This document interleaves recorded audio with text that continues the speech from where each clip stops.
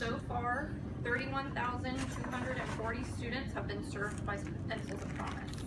There have been over 300,000 lives impacted by this program.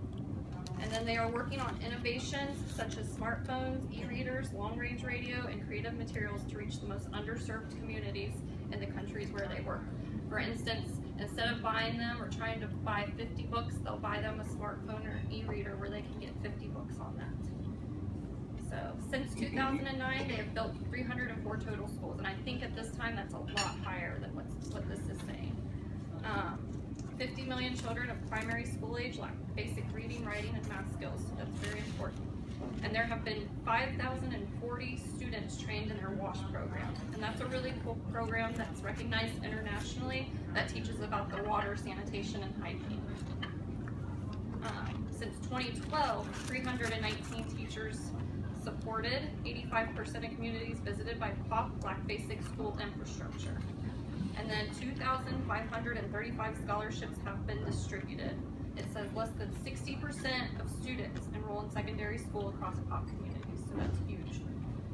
By the end of 2015, Pencils of Promise plans to have 500 schools built, train 1,000 teachers, provide 10,000 student progression scholarships, and teach 10,000 students about water, sanitation, and hygiene.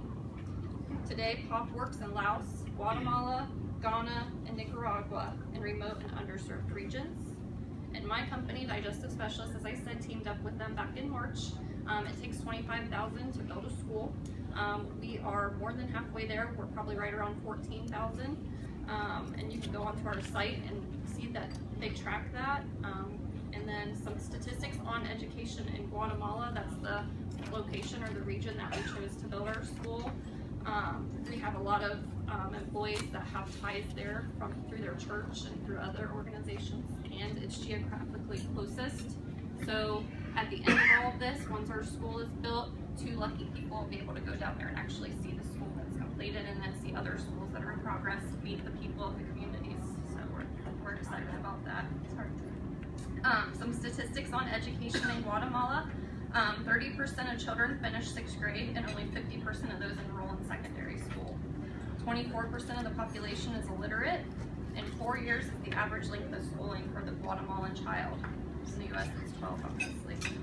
So, the point I want to bring up is everyone has promise, and education unlocks it. So join us as we create a world where education and opportunity exist for all children. Thank you for having me.